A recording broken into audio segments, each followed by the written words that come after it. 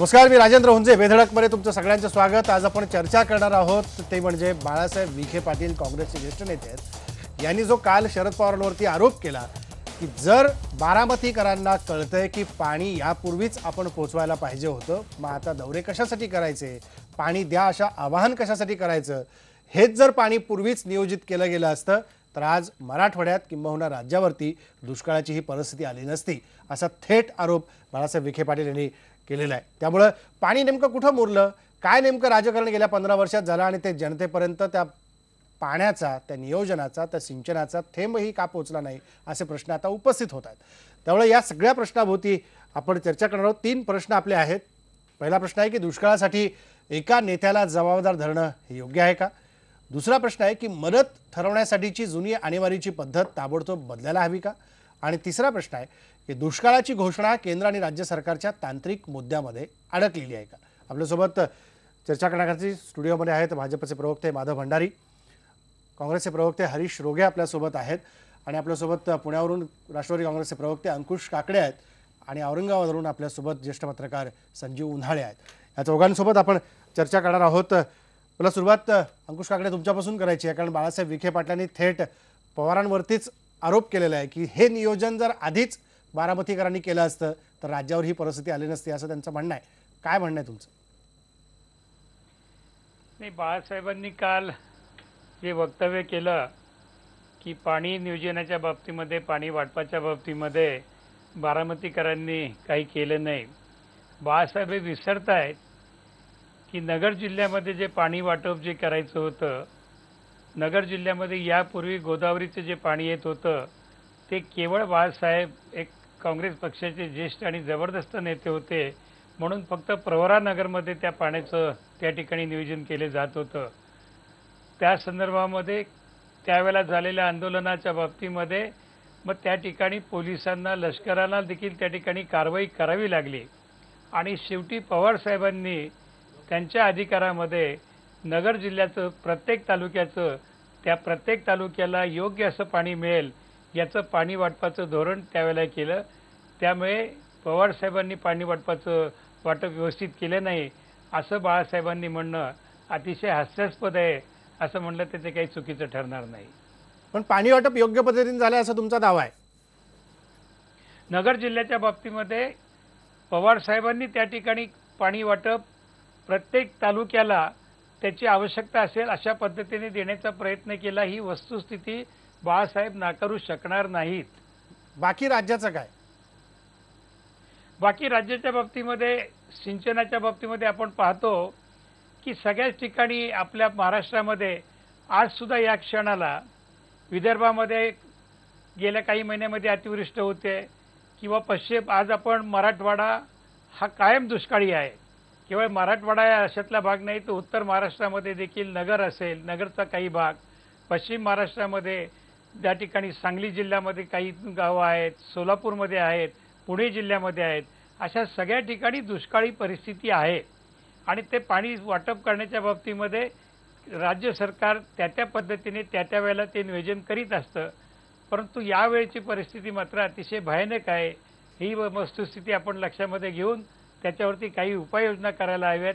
याच्यासाठी पवारसाहेबांनी काही सूचना केलेल्या आहेत मुख्यमंत्र्यांकडे. त्याचं जर का अंमलबजावणी झाली तर बऱ्यापैकी त्या ठिकाणी दुष्काळग्रस्त भागामध्ये दिलासा मिळू शकेल. मुद्द्यालाच अंकुशाकडे बघायला देतात. काय म्हणाल हरीश रोगे? बाळासाहेब विखे पाटील म्हणाले हे वास्तव आहे की राज्याला पाणी नियोजनामध्ये योग्य तो समान वाटा दिला गेला नाही. एक गोष्ट राजेंद्र लक्षामध्ये घ्यायला पाहिजे की महाराष्ट्रातला शेतकरी आणि खास करून आज सुदैवाने विदर्भामध्ये थोडा बहुत पाऊस झालेला आहे, त्यामुळे परिस्थिती नियंत्रणात आहे. परंतु मराठवाड्यामध्ये सरासरीच्या पेक्षा 50% पाऊस कमी झालेला आहे. अशा परिस्थितीमध्ये त्या शेतकऱ्याला दिलासा देण्याच्या ऐवजी आपण जर एकमेकाची उणेधुणी काढत राहिलो तर त्याच्यामधून प्रश्न सुटणार नाही आहे. आणि मी स्पष्टपणे या ठिकाणी सांगू इच्छितो की बाळासाहेबांनी जे काही या ठिकाणी सांगितलं, जे काही म्हटलं ते त्यांचं व्यक्तिगत मत असू शकेल. आता बाळासाहेब ज्येष्ठ आहेत, अनेक वर्षांचा अनुभव आहे, अनेक पक्षांच्या मध्ये त्यांचे जवळचे मित्र आहेत आणि त्यामुळे कधीकधी त्यांना नरेंद्र मोदींच्याबद्दल सुद्धा प्रेम येतं, फडणवीसांच्याबद्दल सुद्धा प्रेम येतं, ते टीकाटिप्पणी करत असतात. आता एक सांगतो मी आपल्याला की आमचे राजकीय मतभेद आहेत राष्ट्रवादी काँग्रेस पक्षाबरोबर, परंतु ही वेळ नाही आहे. आज महाराष्ट्रामध्ये पाऊस पडलेला नाही आहे, त्याला शरद पवार जबाबदार नाही आहेत. उद्या जर महाराष्ट्रामध्ये दुष्काळ आला तर तुम्ही म्हणाल की शरद पवारांच्यामुळेच या महाराष्ट्रामध्ये दुष्काळ आला. अशा प्रकारची चर्चा तो मुद्दाच वेगळा आहे. काळामध्ये बाळासाहेब होता विखे कामा पाटील म्हणाले की गेल्या काही वर्षांमध्ये जर पाण्याचं नियोजन योग्य केलं असतं, त्यांनी थेट सांगितलं बारामतीकरांनी हे पाण्याचं नियोजन नीट केलं असतं तर आज जी दुष्काळाची परिस्थिती आली ही उद्भवली नसती. अतिशय याचा अर्थ पवारांनी आज- केला आज म्हणून मरा- असं होत नाही. आज मराठवाड्यामध्ये अतिशय वाईट परिस्थिती आहे, बरोबर आहे. त्यांना प्यायला सुद्धा पाणी नाही आहे.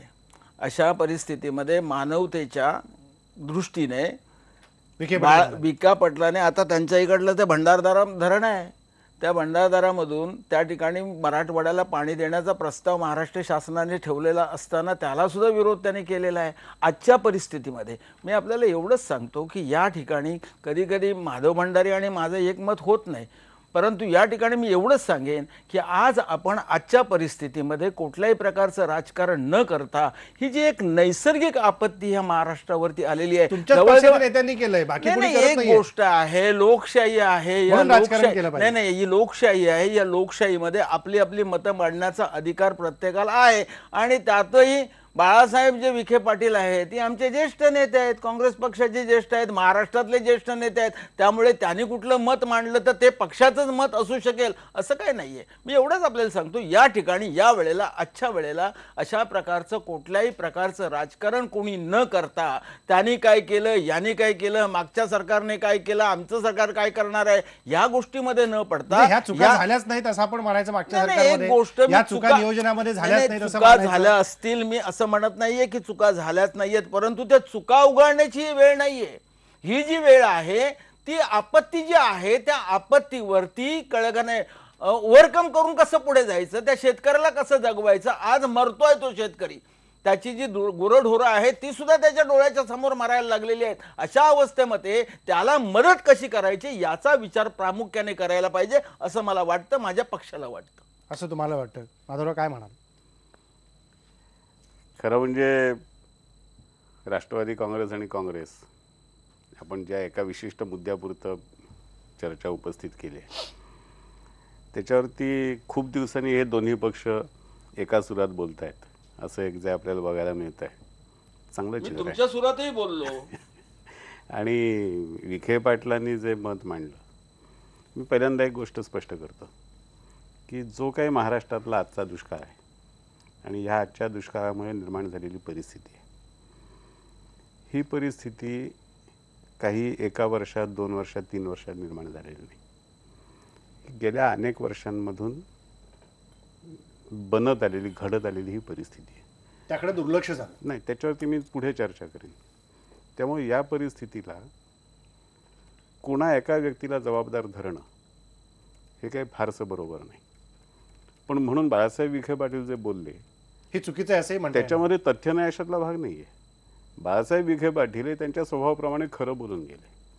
आता काँग्रेसला त्यांचं खरं बोलणं आवडलं नसेल, राष्ट्रवादीला तर आवडणारच नाही, काँग्रेसला इतकं खरं बोलणं परवडणारं नसेल हे शक्य आहे. त्यामुळे ते त्यांचं वैयक्तिक मत आहे असं काँग्रेसने भूमिका घेणं हेही काही अनपेक्षित नाही. पण बाळासाहेब विखे पाटलांच्या मताकडे दुर्लक्ष करता येणार नाही, कारण बाळासाहेब विखे पाटील अशा एका जिल्ह्याचं नेतृत्व करतात की ज्या जिल्ह्यामध्ये अर्धा जिल्हा हा अत्यंत सुगीचा जिल्हा आहे आणि अर्धा जिल्हा हा कोरडा आहे. आणि या सगळ्या त्या जिल्ह्याच्या परिस्थितीमध्येच महाराष्ट्रातल्या आजच्या परिस्थितीचं पाळंमुळं ही तिथे रुजलेली आहेत.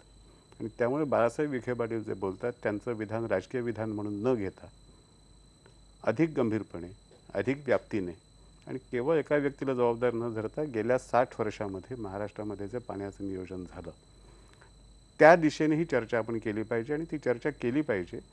मला असं वाटतं की यावेळेला दुष्काळ म्हणून शेतकऱ्यांना जी मदत करायची तो वेगळा विषय आहे, तात्कालिक विषय आहे तो. त्याची व्यवस्था सरकार आणि इतर पक्ष जे इतर अनेक संस्था संघटना आपापल्या परीने करतात.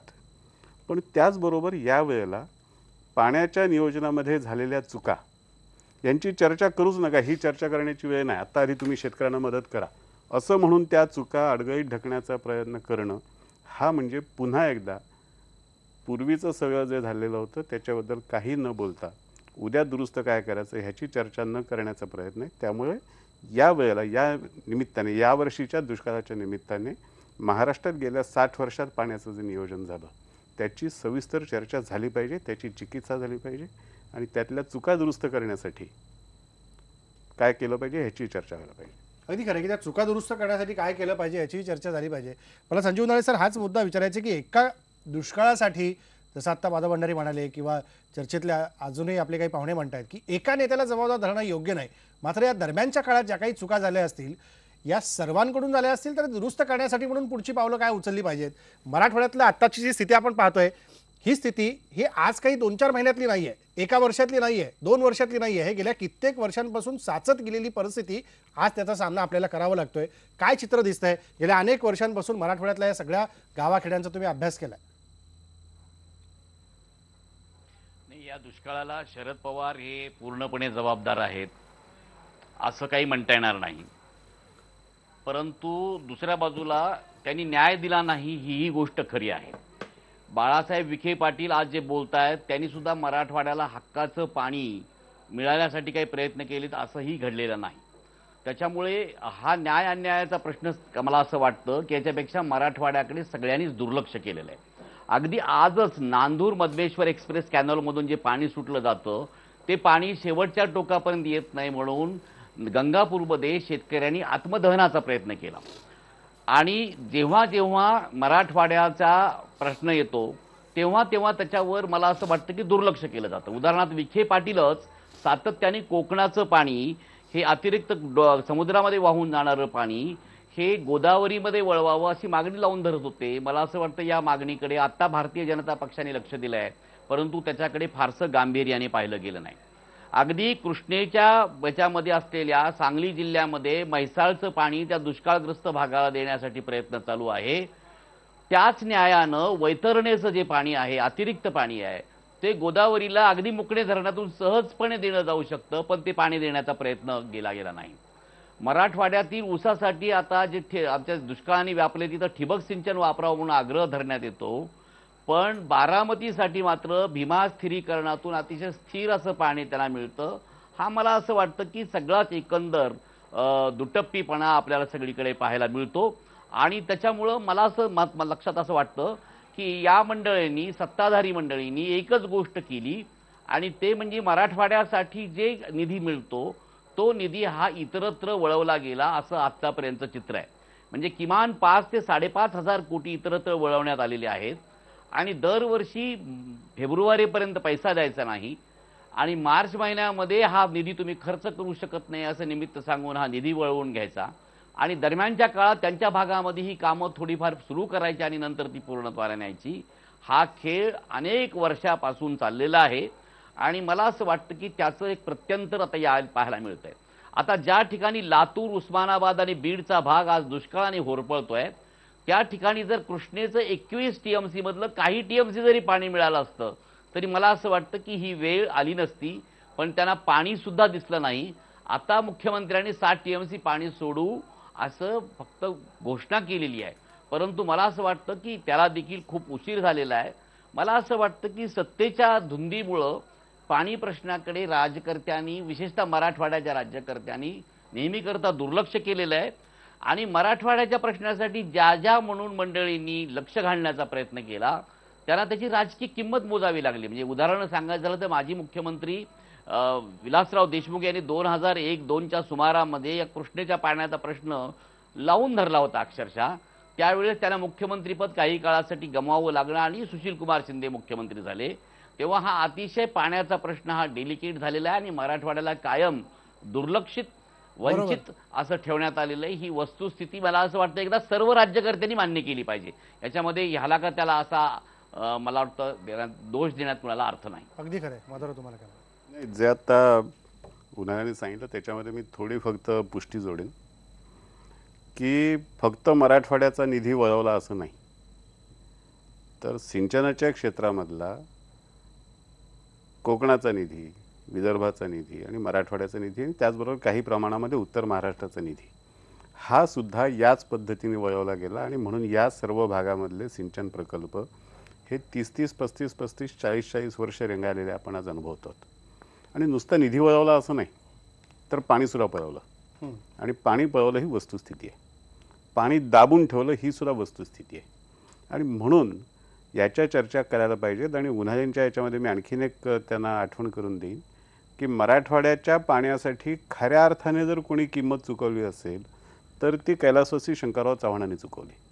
त्यांनी मराठवाड्याचा पाणी प्रश्न सोडवण्यासाठी जे प्रयत्न केले त्यातून त्यांच्या राजकारणाला जे ग्रहण लागलं ते शेवटपर्यंत त्या ग्रहणातून शंकररावांना बाहेर पडता आलं नाही, ही वस्तुस्थिती आहे. त्यामुळे खरी किंमत शंकरराव चव्हाणांनी चुकवली. विलासरावांचं श्रेय अपश्रेय काय त्याच्यात आता मला जायचं नाही, पण ही वस्तुस्थिती आहे. आणि या वस्तुस्थितीमध्ये पश्चिम महाराष्ट्रातल्या विशिष्ट भागामध्ये, पश्चिम महाराष्ट्रसुद्धा पूर्ण नाही त्याच्यात, आपण हे लक्षात घेतलं पाहिजे. आपण सरसकट पश्चिम महाराष्ट्राबद्दल बोलतो हे सुद्धा चुकीचं आहे. पश्चिम महाराष्ट्रामधले जे आपण कायम दुष्काळी तालुके म्हणतो, 87 कायम दुष्काळी तालुके म्हणतो, त्यातले निम्म्यापेक्षा जास्त तालुके पश्चिम महाराष्ट्रातले आहेत. आणि खुद्द बारामतीमध्ये, म्हणजे ज्या बारामतीसाठी इतका सगळा अट्टहास गेले अनेक वर्ष केला, त्या बारामतीमधली 43 गावं आज पिण्याशिवाय वंचित आहे. शेजारच्या दौंड तालुक्याची अवस्था त्याहून वाईट आहे. त्यामुळे पश्चिम महाराष्ट्रामध्ये स्वतःच्या गावामध्ये, स्वतःच्या परिसरामध्ये सुद्धा सगळं पाणी दिलं असं झालेलं नाही. पश्चिम महाराष्ट्रामधले सुद्धा गावाच्या गावं, तालुक्याच्या तालुके, जिल्हेसुद्धा, अर्धा सांगली जिल्हा, अर्धा सातारा जिल्हा, अर्धा सोलापूर जिल्हा, अर्धा नगर जिल्हा हे कोरडे आहेत आणि आजही कोरडे आहेत. आणि या जिल्ह्यांवरती खर्च पडलेला पैसा बघा. कृष्णा खोऱ्याचं पाणी किती TMC कुठे कुठे जातं ते बघा. आणि इतकं TMC पाणी जाऊनसुद्धा जतला, मांडला का पाणी मिळत नाही? इतकं पाणी जाऊनसुद्धा खटाव कोरडा का? इतकं पाणी जाऊनसुद्धा बारामतीमधल्या 43 गावांना पिण्याचं पाणी का मिळत नाही? या प्रश्नांची उत्तरं निश्चितपणे विचारली पाहिजेत आणि या प्रश्नांची चर्चा झालीच पाहिजे. या प्रश्नांची चर्चा झाली पाहिजे. काय म्हणाला अंकुश काकडे की ही गावं वंचित आहेत, ज्या बारामतीमध्ये आपण म्हणतोय सुजलाम सुफलाम भाग केला, पण अजूनही काही गावं तहानलेली आहेत, त्याचं कारण काय? नाही, सुरुवातीलाच हरीश रोंगे जे म्हणाले ती वस्तुस्थिती आहे की या सध्याच्या परिस्थितीमध्ये कोणी कोणाचं राजकारण करू नये. आणि पवारसाहेबांनी देखील गेल्या आठवड्यात पुण्याच्या वार्ताहर परिषदेमध्ये सांगितलं की मी या ठिकाणी कुठलंही राजकीय मत व्यक्त करत नाहीत. राज्य सरकारला सहकार्य करण्याची भूमिका ही माझा पक्ष तर घेईलच, पण इतर पक्षांनी, सामाजिक संघटनांनी देखील घ्यायला हवी, अशा प्रकारची व्यापक भूमिका त्यांनी घेतली. ठीक आहे, काही प्रमाणामध्ये गेल्या काही वर्षांमध्ये असलेल्या राज्य सरकारकडनं काही चुका झाल्या असतील आणि त्याच्यामुळे काही भागाला काही काळ फटका बसलेला असेल, तर तो दुरुस्त करण्याचं काम या गंभीर परिस्थितीमुळे आपल्यासमोर आलेलं आहे. ते करण्यासाठी सगळ्यांनी एकत्र येऊन विचार केला पाहिजे. उन्हाळे म्हणाले ते खरं आहे की या दुष्काळाच्या बाबतीमध्ये एका व्यक्तीला जबाबदार धरता येणार नाही. हे जरी खरं असलं तरी मराठवाड्याला देखील चांगलं नेतृत्व मिळालं. शंकरराव चव्हाण असतील, विलासराव देशमुखांच्या रूपाने 2 वेळा मुख्यमंत्रीपद मिळालं, अशोकराव चव्हाणांना देखील त्या ठिकाणी मुख्यमंत्री मिळालं. ज्या वेळेला आपण एखाद्या भागाचं प्रतिनिधित्व करतो तेव्हा त्या नेत्याची सुद्धा जबाबदारी असते की या बाबतीमध्ये आपला भाग हा सुजलाम सुफलाम कसा होईल, त्याला त्या ठिकाणी उद्योगधंदे असेल, पिण्याचं पाणी असेल, शेतीचं पाणी असेल किंवा इतर कुठल्या पायाभूत गोष्टी असतील त्या देण्यासाठी आपण प्रयत्न करायला हवेत. पवारसाहेबांनी जरूर पश्चिम महाराष्ट्रामध्ये विकास केला, परंतु याचा अर्थ त्यांनी इतर भागावरती अन्याय केला किंवा त्या ठिकाणी दुर्लक्ष केलं किंवा त्यांच्यावरती अन्याय केला असं म्हणणं म्हणजे एक चुकीचं आपण त्या ठिकाणी वक्तव्य करतो असं आपण लक्षामध्ये घ्यायला हवं. मला असं वाटतं की आता या निमित्ताने ही चर्चा सर्वच राजकीय पक्षाने, सरकार असेल, विरोधी पक्ष असेल, यांनी गांभीर्याने घेऊन, कारण ही परिस्थिती सतत उद्भवणार आहे. आता थोडा आज आपण विदर्भामध्ये थोडा पाऊस झाला म्हणतो किंवा उस्मानाबाद, लातूर, बीडमध्ये थोडा पाऊस झालेला आहे, परंतु तो काही पुरेसा आहे अशातला भाग नाही. कारण खरीपाची तर पिकं गेली, आता रब्बीच्या बाबतीमध्ये सुद्धा आपल्याला ते कसं नियोजन करायचं असेल त्या दृष्टीने सगळ्यांनी प्रयत्न केला पाहिजे. आणि ते जर केलं तर कदाचित या गंभीर परिस्थितीमधून महाराष्ट्र पुढची भविष्य काळामध्ये काहीतरी एक चांगली वाटचाल करेल आणि तो सुदीन लवकर यावा असं म्हटलं तर ते काही चुकीचं होईल असं मला वाटत नाही. नियोजन पुढचं निश्चितपणे करायला पाहिजे, पण झालेल्या चुका तरी किमान आपण सुधारल्या पाहिजेत. यासाठी काय पावलं उचलली गेली पाहिजेत? हरीश रोके, काय वाटतं की ज्या भागाचं नियोजन पाण्याच्या संदर्भातलं असेल, चाऱ्याच्या संदर्भातलं असेल, खरीपातलं एक कणभर धान्य आता कुणाच्या घरात नाही आहे, हे वास्तव आहे. आणि धरणातल्या पाण्याचं मराठवाड्यातलं बघितलं तर 8% केवळ आता पाणीसाठा मराठवाड्यातल्या धरणांमध्ये, उस्मानाबाद जिल्ह्यामध्ये 0% पाणीसाठा आहे. अशा परिस्थितीत लोकांना पाणी मिळणार कसं? आत्ता आलेल्या ह्या पावसामध्ये हे पुरेसं होईल? या आधीचंच नियोजन कुठतरी आपलं चुकलंय म्हणूनच ही परिस्थिती आत्ता आली आहे, हे नाकारून पण चालणार नाही कुठं आपल्याला. नाही, मी कुठे नाकारलेलं आहे. नाही, मी म्हणतो तुम्हाला. पण एक गोष्ट मी आपल्याला सांगतो की मी आज ठरवून आलेलो होतो की आमच्या मित्राबरोबर काही राजकीय वाद घालायचा नाही, कारण राजकीय वाद करण्याची ही वेळ नाही आहे. परंतु त्यांनी राजकारणाला स्पर्श केला, मी तरीसुद्धा त्याच्यामध्ये जात नाही. मी आपल्याला एक सांगतो की 1972चा जो दुष्काळ होता, त्या दुष्काळाची आठवण होण्यासारखी परिस्थिती आज महाराष्ट्रामध्येच नव्हे तर संपूर्ण देशामध्ये निर्माण झालेली आहे. मी आपल्याला सांगतो, बाजूचं जे राज्य आहे आमचं कर्नाटकचं राज्य आहे, त्या ठिकाणी सुद्धा कर्नाटक असेल, आंध्र असेल, तेलंगणा असेल, या सगळ्या प्रदेशामध्ये आज अशाच प्रकारची परिस्थिती निर्माण झालेली आहे. आणि म्हणून मग या वेळेला आपण सगळ्यांनी, सत्तारूढ पक्ष आणि विरोधी पक्ष, कारण यांना सवयच नाही ना कधी, कारण हे सातत्याने विरोधी पक्षामध्ये राहिले आणि त्यामुळे अशा प्रकारचे काही आपत्ती, नैसर्गिक आपत्ती आली की समोरच्या सत्तारूढ पक्षामधल्या लोकांच्यावरती 302चा खटला दाखल करायला पाहिजे असं म्हणणारी ही मंडळी. परंतु आज मी सांगतो की आज आमचा शेतकरी मरत असताना या महाराष्ट्रातला आणि देशातला कृपया राजकारण करू नका. 1972 साली वसंतराव नाईक ज्यावेळेला मुख्यमंत्री होते त्यावेळेला संपूर्ण महाराष्ट्र त्यांनी पिंजून काढलेला होता. आत्ता तर परिस्थिती अशी त्याच्यापेक्षा वाईट आहे. त्यावेळेला निदान अन्न खायला नव्हतं, पाणी होतं. परंतु आज अशी परिस्थिती निर्माण झालेली आहे की आज महाराष्ट्रामध्ये प्यायला पाणी सुद्धा नाही आहे. तुम्ही असं म्हणताय की आम्ही रेल्वेने बोगीज भरून वगैरे पाणी आणू आणि पुरवठा करू. आता ही व्यावहारिकदृष्ट्या किती शक्य होईल हा नंतरचा भाग आहे. त्यामुळे याच्यामध्ये त्यावेळे मी सांगत होतो की वसंतराव नाईक त्यावेळेला संपूर्ण महाराष्ट्राचा दौरा करत असताना, संपूर्ण महाराष्ट्र पिंजून काढत असताना त्याने विरोधी पक्षाच्या नेत्याला सुद्धा बरोबर घेतलेलं होतं.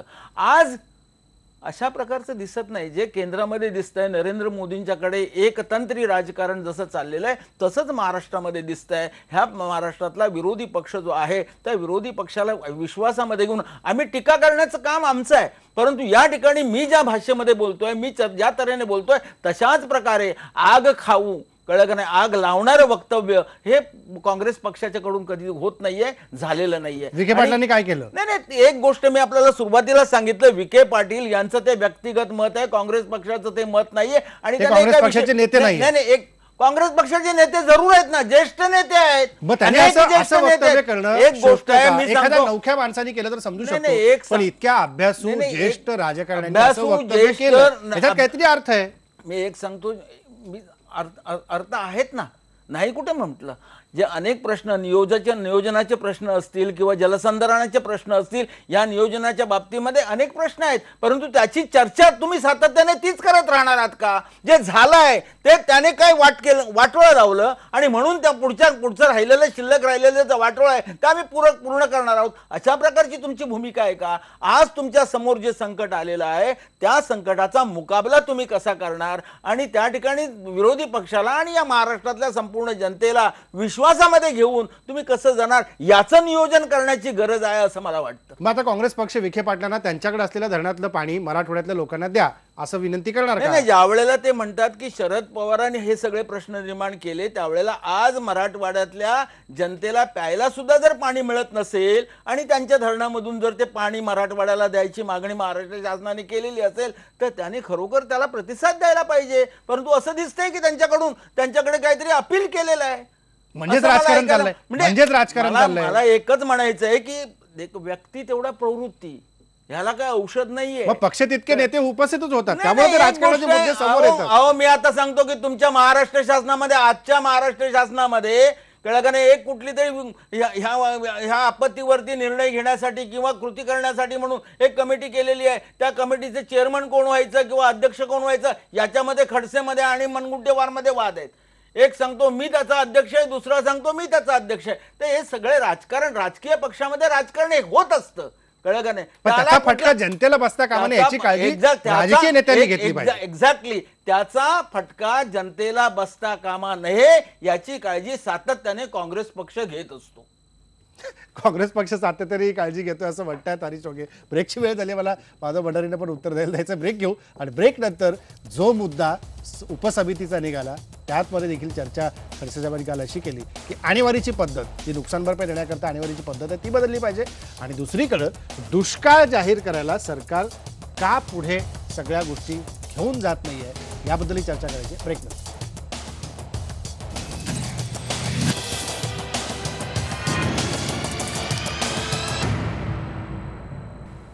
ब्रेकनंतर पुन्हा एकदा स्वागत. दुष्काळाविषयी आपण बोलतोय. माधव भंडारी, मगाशी जो मुद्दा निघाला होता की मदत देण्यासंदर्भात, आता पाणीच नाही आहे, पाणी आणायचं कुठून हाही सगळ्यात गंभीर प्रश्न आहे. पण जेव्हा या भागातली सगळी पिकं गेली, खरीपाचं पीक गेलं, काल एकनाथ खडसे म्हणाले की मंत्रिमंडळामध्ये आणीबाणीच्या संदर्भात चर्चा झाली, कदाचित त्याची पद्धत आम्ही बदलू. ही गरज आहे आज बदलण्याची, आणि त्यानुसार सगळे निकष देखील बदलण्याची गरज आहे. तिथं कुठेतरी विचार झाला पाहिजे. ती तर गरज आहेच, कारण जी काही आणीबाणीची पद्धत होती आज आहे ती आणीबाणीची पद्धती 100 वर्षापूर्वीची पद्धत आहे. मधल्या काळामध्ये खूप गोष्टी बदलल्या. त्या काळामध्ये उपलब्ध नसलेली अनेक शास्त्रीय साधनं आज उपलब्ध आहेत, तंत्रज्ञानाची मदत उपलब्ध आहे. त्यामुळे पूर्वीचे नजर पाहणी आणि त्याच्यातून केलेली आणीबाणी हे बदलच पाहिजे. 100% त्याच्याबद्दल कुठलंही दुमत नाही. आणि अशा पद्धतीने काय बदल करायला हवेत ह्याबद्दलची पूर्वीच्या सरकारने नेमलेल्या समितीचा अहवाल हा सरकारकडे पूर्वीपासून उपलब्ध आहे. तो काय आत्ता नव्याने आलेला नाही. पण आता आमच्या सरकारने निर्णय घेऊन तो अहवाल स्वीकारून त्या पद्धतीने त्यात काय बदल करायचे हे येत्या 15 दिवसात निश्चित करण्याची निर्णय घेतला, आणि त्याप्रमाणे पुढच्या 15 दिवसामध्ये त्याबद्दलची जी काही सरकारची निर्णय असतील ते आपल्याला समोर येतील. त्यामुळे पैसेवारी आणेवारी याच्यामध्ये बदल करणं म्हणजे आणेवारीचा शब्द बदलण्यापासून सुरुवात आहे.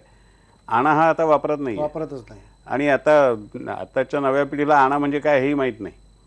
त्यामुळे ती आणेवारीच्या ऐवजी पैसेवारी केलं पाहिजे, इथपासून त्याचे मुद्दे आहेत आणि ते तयारी त्याची चालू आहे. त्यामुळे ते होईल आणि ते करणं आवश्यक आहे. त्याचबरोबर निकष बदलण्याच्या बाबतीतली भूमिका सरकारने घेतली, त्याचे निर्णय घेतले, त्याची अंमलबजावणी चालू केली. पूर्वीची परिस्थिती अशी होती की 50%पेक्षा नुकसान झालेलं दिसलं तर तिथे टंचाई आहे, दुष्काळ आहे असं मान्य करून तिथे मदत करायला सुरुवात करायची. अशा तऱ्हेची पूर्वीचे आपले निकष होते. आत्ताच्या आमच्या सरकारने हे बदललं आणि 33% जरी नुकसान असलं तरीसुद्धा तिथे टंचाई दुष्काळ आहे असं मान्य करून तिथे मदतीची सुरुवात करायची, तिथे मदतीचा हात द्यायचा सुरुवात करायचा निर्णय घेतला. त्याप्रमाणे आम्ही त्याची अंमलबजावणी चालू केली. ज्या 14 जिल्ह्यांमध्ये फार मोठ्या प्रमाणात हा प्रश्न आहे त्या 14 जिल्ह्यांमधल्या सगळ्या रेशन कार्ड धारकांना, जे आपण दारिद्र्यरेषेखालच्या रेशन कार्ड धारकांसाठी ज्या दराने धान्य देतो त्यांना त्या सगळ्यांना देण्याचा निर्णय हा या काळामध्ये घेतला. त्याची अंमलबजावणी चालू केली. अन्न सुरक्षा आपण त्यांना लागू केली. अशा तऱ्हेचे अनेक निर्णय ज्याचा थेट फायदा त्या भागातल्या सर्व नागरिकांना मिळेल. आजचा एक आपण लक्षात घेतलं पाहिजे की आजचा दुष्काळ हा फक्त शेतकऱ्यांसाठी दुष्काळ नाही आहे. यावेळेचा महाराष्ट्रातला दुष्काळ हा बहुधा गेल्या आणि आताच्या शतकातला सगळ्यात वाईट दुष्काळ आहे. 1972च्या दुष्काळापेक्षा सुद्धा हा दुष्काळ भीषण ठरणार आहे. आणि मी कालच कोकणातून आलो आहे. माझ्या स्वतःच्या गावामध्ये जिथे साधारणपणे 120-130 इंच पाऊस दरवर्षी पडतो तिथे अजूनपर्यंत 80 इंचसुद्धा पाऊस पडलेला नाही आणि ह्याच्यानंतर पडण्याची शक्यता नाही आहे. त्यामुळे जिथे कोकणामध्ये सुद्धा पाणी मिळणार नाही आहे, आणि मला तर असं चित्र दिसतंय की ऑक्टोबरपासूनच आम्हाला कोकणामध्ये टँकर्सनी पाणी पुरवायची वेळ येणार आहे.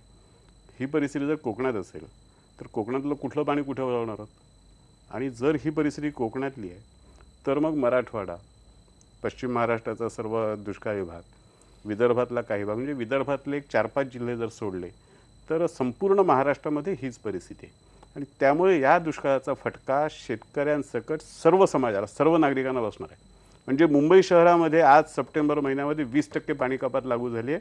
आपण एकदा इतिहास काढून बघितला पाहिजे की किती वर्षामध्ये ही वेळ मुंबईवरती आली. जर मुंबईला हा फटका या दुष्काळाचा बसत असेल तर मुंबई काय शेतकऱ्यांचं नाही. पण त्यामुळे ह्या दुष्काळाचं स्वरूप, ह्या दुष्काळाची परिस्थिती ही अत्यंत भीषण आहे, अभूतपूर्व आहे. त्या अर्थाने हे लक्षात घेऊन जाहीर करत नाही. त्याचा एक फेमिन कोड आहे आणि फेमिन कोडचे जे काही ठरलेले नियम आहेत त्याच्या आधाराने होईल. तो दुष्काळ जाहीर करायचा नाही असं सरकारची भूमिका नाही आहे. मग हे अडकलंय कुठे? कुठे अडकलेलं नाही, तर फेमिन कोडच्या सगळ्या पद्धतीप्रमाणे होईल. कारण अजून मान्सून संपला असं आपण अधिकृतपणे जाहीर नाही केलं आहे. ते करावं लागेल. ते मान्सून संपल्याचं एकदा जाहीर झालं की पुढची प्रक्रिया सुरू होईल. मान्सून संपला असं जाहीर केलं की दुष्काळ जाहीर होईल. दुष्काळ दुष्काळ जाहीर जाहीर असं नाही, पुढची प्रक्रिया सुरू होईल. पण दुष्काळ जाहीर करण्याची परिस्थिती आहे असं वाटतं. करावंच लागेल, करावं लागेल. तुम्हाला काय वाटतं हरीश? नाही, आता यांनी कोकणाचं सांगितलं. मी सुद्धा सातत्याने कोकणात जात असतो. कोकणामध्ये माणूस सोशिक आहे आणि त्यामुळे कितीही मोठं संकट जरी आलं तरी तो आत्महत्या करत नाही. आणि तो आत्महत्या करत नाही म्हणून त्याच्याकडे कोणी कधी ढुंकून बघत नाही. आज आमचं कोकणामधलं सगळ्यात महत्त्वाचं पीक म्हणजे भाताचं पीक सुकून गेलेलं आहे. केसर फुटण्याची शक्यता नाही त्याला, म्हणजे जे ते दाणे लागतात त्याला आम्ही केसर म्हणतो. ती केसर लागण्याची शक्यता नाही. संपूर्ण जे पीक आहे ते पीक पेरण्या झालेले आहेत, परंतु पेरण्या झाल्याच्या नंतर त्याला पाणीच नाही मिळालेलं आहे. आणि म्हणून मी सांगतो की या ठिकाणी दुष्काळ जाहीर करावा का न करावा आता तो सरकारचा निर्णय आहे. पण कधी करणार तो?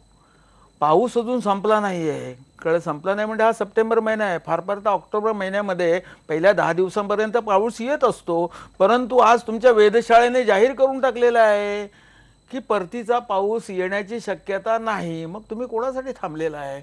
आज मी सांगतो आपल्याला मराठवाड्यामध्ये 49% पाऊस पडलेला आहे. तीच परिस्थिती संपूर्ण महाराष्ट्रामध्ये आहे, थोड्या अधिक प्रमाणामध्ये. आता थोड्या प्रमाणामध्ये त्या विदर्भामध्ये पाऊस पडलेला आहे. आणि त्यामुळे महाराष्ट्र शासनाने या बाबतीमध्ये जे काही निर्णय असतील म्हणजे ते नियम वगैरे जे काय असतील त्याच्यामध्ये न अडकून बसता किंवा जे आमचे तुमचे जे मंत्रिमंडळातले जे काही सदस्य आहेत, सिनियर मंडळी आहेत, त्यांचे जे काही आपापसामधले मतभेद वगैरे जे आहेत ते सगळे त्या ठिकाणी मिटवून या बाबतीमध्ये तातडीने निर्णय करण्याची गरज आहे असं मला प्रामाणिकपणे वाटतं. आणि त्यासाठी मी परत एकदा आवाहन करतो की हे जे संकट आहे ते संकट निवारण्यासाठी, हे महाराष्ट्रावरती आलेलं संकट आहे, त्याचं जर निवारण करायचं असेल तर सत्ताधारी पक्षाने थोडं झुकावं असं मी म्हणत नाही, परंतु थोडा संवेदनशीलपणा दाखवून विरोधी पक्षाच्या लोकांना सुद्धा बरोबर घेण्याचा प्रयत्न करावा. आणि जर शक्य असेल तर शरद पवारांच्या बाबतीमध्ये तुम्ही अनेक गोष्टी म्हणू शकता,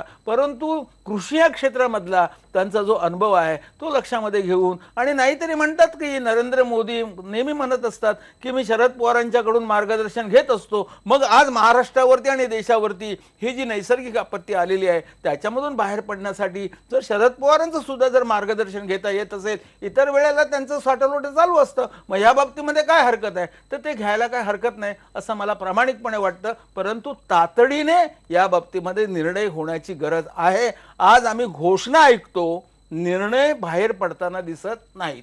माझा काय विरोधी पक्षाला सोबत घेऊन सगळ्या गोष्टी एकच सांगतो तुम्हाला, एकच माझा मुद्दा आहे. एकच मगाशी माधवरावांनी म्हटलं की अन्न सुरक्षता कायदा आम्ही सगळ्यांना आता लावतो आहोत. दुष्काळग्रस्त परिस्थितीमध्ये असलेल्या लोकांच्यासाठी रोजगार हमी योजना आम्ही राबवतोय. आता ह्या रोजगार हमी योजनेच्या बाबतीमध्ये आणि अन्न सुरक्षा कायद्याबद्दल या मंडळीने काय काय वक्तव्य केली होती, इथेच नव्हे तर अगदी परदेशामध्ये जाऊन ती सुद्धा महाराष्ट्राने पाहिलेली आहेत, देशाने पाहिलेली आहेत. शेवटी हे, आणि एक सांगतो, शेवटी त्या काळामध्ये जी आमच्या काळामध्ये जी होती जे कारण ब्युरोक्रेसी ज्याला आम्ही म्हणतो, त्या ब्युरोक्रेसीला व्यसन घालण्याची गरज आहे. मी असंच काहीतरी 2-4 दिवसापूर्वी एका चॅनलमध्ये होतो आणि त्यावेळी एक शेतकरी सांगत होता, आज आमच्याकडे फडणवीस साहेब येत आहेत म्हणून रोजगार हमीची कामं सुरू झालेली आहेत, ते गेले की ती बंद होतील, ते गेले की बंद होतील. मी असं ऐकलं की फडणवीस साहेबांचा 3 दिवसाचा दौरा झाला, ते दौरा झाल्याच्या नंतर हे प्रत्येक सरकारच्या काळात होतं. एक गोष्ट ते अधिकारी मंडळी जे आहेत ते बिअर बार मध्ये जाऊन बसले. ह्या गोष्टी आपण लोकांच्या समोर आणलेल्या आहेत, आम्ही वाचतो आणि आज मी तुमच्या समोर तो रेफरन्स दिले, आठवण करून दिली. ही जी ब्युरोक्रेसी आहे त्या ब्युरोक्रेसीला सुद्धा व्यसन घालण्याची गरज आहे असं मला प्रामाणिकपणे वाटतं. माझा आवाज जरा हलका आवाज आहे माझा, त्यांच्या इतकं मी मोठ्याने बोलू शकत नाही. त्यांना खूप गोष्टींची माहिती नाही. सातारा जिल्ह्यामध्ये पृथ्वीराज चव्हाण मुख्यमंत्री असताना जलसंधारणासाठी 414 कोटी रुपये खर्च झाले. आणि गेल्या वर्षी मी आपल्याकडेच तिथे घातलेल्या बंधाऱ्यांच्या खालून म्हैस कशी ये जा करते याची छायाचित्र दिली होती. त्यामुळे काँग्रेसने जे काही दुष्काळ निवारणाचं जलसंधारणाचं काम केलं, भव्य दिव्य काम केलं, त्याचा पंचनामा करायला लागलो तर मी खूप करू शकेन. मला माधवराव, मी पंचनामा करत नाही. आमच्या मला वेळेला त्यात जी जायचं ब्युरोक्रेसी नाही. होती त्याने जे मला काही केलं आता- त्याला आवर घालण्याची, व्यसन घालण्याची जरूर आहे त्यांना- असं मी सांगितलं. त्यांना कंप्लीट मी त्यांच्यावर टीका केलीच नाही. ब्युरोक्रेसीला व्यसन घालणं किंवा त्यांना कंट्रोल करणं हे महत्वाचं ठीक आहे. आहे असं मी ठीक त्यांना आहे. सांगितलंय. ठीक आहे, आपण तसंही म्हणू. मी त्यांच्यावर टीका नाही केली. ठीक आहे. मला वाटत नाही मी बोलू शकेन. नाही नाही, असं काय करतात ते तुमच्याच कोकणातले नाही, असं शेजारचे नाही. आहेत, ते त्यामुळे एकमेकांना समजून घ्या. असं त्यांचा करू नका. उत्साह इतका आहे. नाही नाही, हा. बोला बोला. त्यांनी जी ब्युरोक्रेसी तयार केली की खुद्द मुख्यमंत्र्याच्या जिल्ह्यामध्ये सुद्धा जलसंधारणाचा बंधारा घालताना तो इतक्या कौशल्याने घालायचा की खालून पाणी तर सोडा पण अख्खी म्हैस ये जा करू शकेल, अशा तऱ्हेचा बंधारा घालू शकणारी ब्युरोक्रेसी ही यांनी तयार केलेली 60 वर्षाची देणगी या देशाला आहे. त्यामुळे त्याबद्दल परत केव्हा तरी वेगळं बोलता येईल. मुद्दा तो नाही आहे.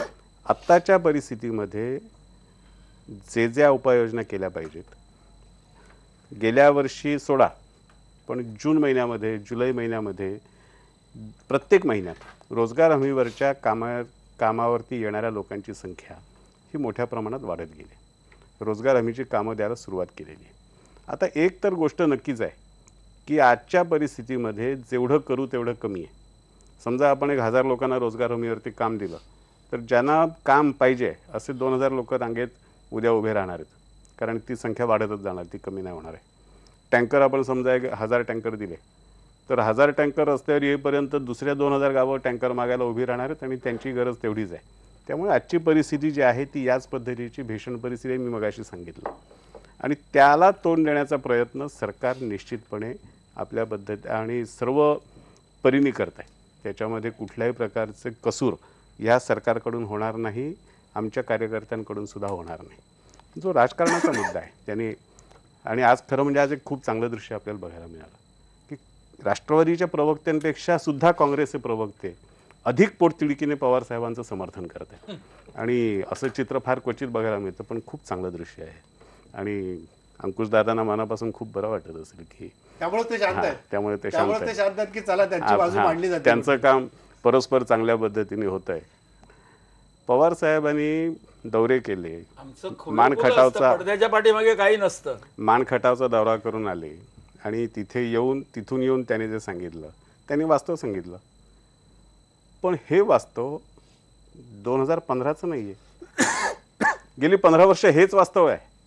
आणि या 15 वर्षामध्ये हे वास्तव बदलण्यासाठी पवार साहेबांनी, त्यांच्या पार्टीने, त्यांच्या सरकारने काय केलं ते जर त्यांनी आम्हाला सांगितलं असतं तर आम्हाला मार्गदर्शन झालं असतं, आम्ही त्या मार्गाने गेलो असतो. पण ते त्यांनी सांगितलं नाही. आणि पवार साहेबांचं एक विधान आपण सगळ्यांनी दुर्लक्ष केलं या सगळ्या काळामध्ये. त्यांनी असं सांगितलं आहे की राष्ट्रवादी काँग्रेसच्या कार्यकर्त्यांनी चारा छावण्या चालवायला घेऊ नये कारण आपल्यावरती भ्रष्टाचाराचे आरोप होतात.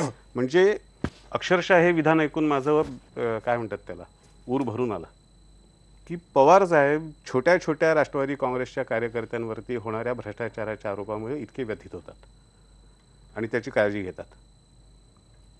आत्ताच्या परिस्थितीमध्ये गरज ही आहे की ज्याच्यामध्ये काम करण्याची क्षमता आहे त्या प्रत्येक माणसाने, मग तो कुठल्या पक्षाचा कार्यकर्ता ह्याला महत्त्व नाही, प्रत्येक माणसाने आपापल्या भागामधल्या लोकांना, शेतकऱ्यांना दिलासा देण्यासाठी काही ना काही उपक्रम हातात घेणं गरजेचं आहे. असं असताना शेतीमधलं सगळं जाणणारा, म्हणजे फक्त त्यांच्या इतकं कोणालाच कळत नाही, त्यांनाच कळतं, बाकी कोणाला शेती कळतच नाही, एवढं करणाऱ्या नेत्याने आपल्या कार्यकर्त्यांना सरळ सरळ त्या विधायक कामापासून बाहेर काढायचा आग्रह करावा. ह्याच्या इतकं राजकारणातलं वाईट पाऊल दुसरं कुठलं नाही.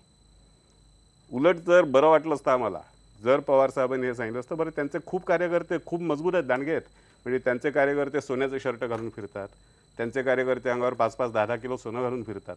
ह्या कार्यकर्त्यांना जर त्यांनी सांगितलं असतं की एक एक तालुका दत्तक घ्या, स्वतःच्या खर्चाने चारा छावण्या चालवा आणि भ्रष्टाचार न करता कशा चारा छावण्या चालवता येतात, जनावरांना जगवता येतं, ह्याचा आदर्श अख्ख्या देशाला घालून द्या, तर त्याचा फायदा अधिक महाराष्ट्राला झाला असता. तसं न करता राष्ट्रवादी काँग्रेसच्या कार्यकर्त्यांनी चारा छावण्या चालवू नयेत, विधायक कामापासून बाजूला व्हावं, असा जो तो आवाहन करतायत त्याच्या इतकं वाईट राजकारण दुसरं कुठलंही नाही. काय म्हणाल अंकुश काकडे, हे अशा पद्धतीचं राजकारण करणं योग्य आहे का? कार्यकर्त्यांना या परिस्थितीत जनतेच्या जवळ जायला सांगण्यापेक्षा दूर जायला सांगणं हे कितपत योग्य आहे? माधव भंडारी हा विषय शेवटी राजकारण आणणार नाही असं म्हणून शेवटी राजकारणावरती आणलाय. सर्वप्रथम मराठवाड्यातील भीषण दुष्काळी परिस्थिती पवार साहेबांनी जाणली. उस्मानाबाद जिल्हा असेल, लातूर जिल्हा असेल, बीड जिल्हा असेल, या ठिकाणची प्रत्यक्ष जागेवरती जाऊन त्यांनी पाहणी केली.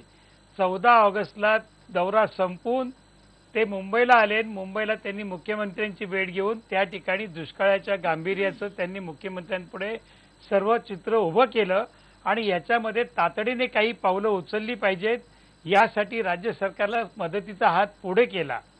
आज पवार साहेबांनी पुण्याच्या प्रेस कॉन्फरन्समध्ये सांगितलं ती वस्तुस्थिती आहे की चारा छावण्याच्या बाबतीमध्ये आता या ठिकाणी माधव भंडारी सांगतायत की 14 जिल्ह्यामध्ये टंचाई सदृश परिस्थिती आहे. पण राज्य सरकारने जो GR काढला तो फक्त 3 जिल्ह्यांपुरता काढला. उस्मानाबाद जिल्हा, बीड जिल्हा आणि लातूर जिल्हा या 3 ठिकाणी चारा छावण्या सुरू कराव्यात आणि त्यासुद्धा चारा छावण्या सुरू करत असताना त्याच्यामध्ये देखील कशा पद्धतीचे ते GR काढलेत हे माधव भंडारेंनी तपासून पाहावं. गेल्या 2-4 वर्षामध्ये ज्या ठिकाणी दुष्काळ सदृश परिस्थिती होती त्यावेळेला आघाडी सरकारने सगळ्या ज्या ठिकाणी दुष्काळ आहे त्या ठिकाणी चारा छावण्या सुरू केल्या. त्या ठिकाणी असलेल्या शेतकऱ्यांच्या जनावरांना चारा मोफत देण्याचा प्रयत्न केला. या आघाडी सरकारने GR मध्ये त्याच्यामध्ये उल्लेख केला की एका कुटुंबातील शेतकऱ्याला जास्तीत जास्त 5 जनावरांसाठी सवलतीच्या दरामध्ये चारा दिला जाईल. अशा पद्धतीची त्यांनी भूमिका घेतली. पूर्वीच्या काळामध्ये काही ठिकाणी चारा छावण्यांमध्ये त्या ठिकाणी तिथल्या काही लोकांकडनं गैरप्रकार झाले आणि हे असे गैरप्रकार होऊ नयेत, कोणावरती आरोप होऊ नयेत, ही यंत्रणा राज्य सरकारने त्यांच्या यंत्रणेमार्फत राबवावी हा उद्देश डोळ्यासमोर ठेवून पवार साहेबांनी हे जाहीर केलं. याचा अर्थ राष्ट्रवादी काँग्रेस पक्षाच्या कार्यकर्त्यांनी दुष्काळाच्या कामामध्ये मदत करू नये, त्यापासून बाजूला व्हावं. असा जर का जावई शोध माधव भंडारी लावत असतील तर तो त्यांना लखलाभ आहे. आज दुष्काळामध्ये जेवढं काम पवार साहेबांनी केलं तेवढं राज्य सरकारला त्याचं गांभीर्य नाहीये. आज महाराष्ट्र दुष्काळामध्ये होरपळत असताना जपानमध्ये 5 दिवस जाऊन त्या ठिकाणी उद्योगधंदा किंवा महाराष्ट्रामध्ये गुंतवणूक करण्याची सांगण्यापेक्षा या दुष्काळावरती आपण काय करू शकतो याचा विचार करायला हवा. आज मराठवाडा दुष्काळामध्ये पोहोचत असताना मुख्यमंत्री त्या ठिकाणी काही तुरळक जिल्ह्यामध्ये गेले, परंतु औरंगाबादला मात्र त्या ठिकाणी संघाच्या बैठकीला मात्र हजर राहिले. आणि आज जपानच्या दौऱ्याला जाणार आहोत त्याच्या अगोदर आपण दुष्काळाची पाहणी केली नाही असा आरोप आपल्यावरती राज्यातून होऊ नये म्हणून काही ठिकाणी त्यांनी दौरा केला. तो दौरा सुद्धा कशा पद्धतीने झाला, शेतकऱ्यांची दुःख किती जाणून घेतली हे सुद्धा माधव भंडारी आपण पाहू शकता. आपण ते पाहावं. तुम्ही मगाशी काही भूमिका मांडल्या त्याच्याशी मी सहमत आहे. आणेवारी दुरुस्त केली पाहिजे, जुने 100 वर्षापूर्वीची जी काही पद्धती आहे ती बदलली पाहिजे.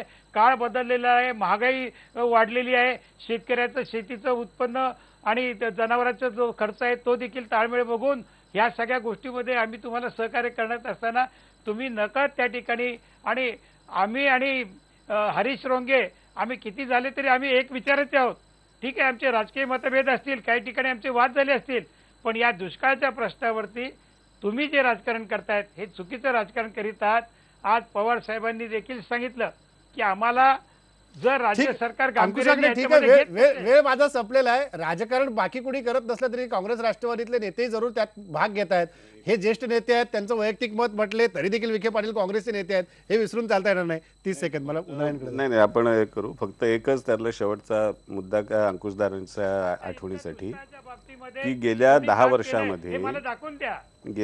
वर्षामध्ये महाराष्ट्रातल्या विदर्भातल्या ज्या जिल्ह्यांमध्ये शेतकऱ्यांच्या आत्महत्या होत होत्या त्या जिल्ह्यांचा दौरा पवारसाहेब कृषी मंत्री असताना त्यांनी केला नाही, त्यांनी नकार दिला.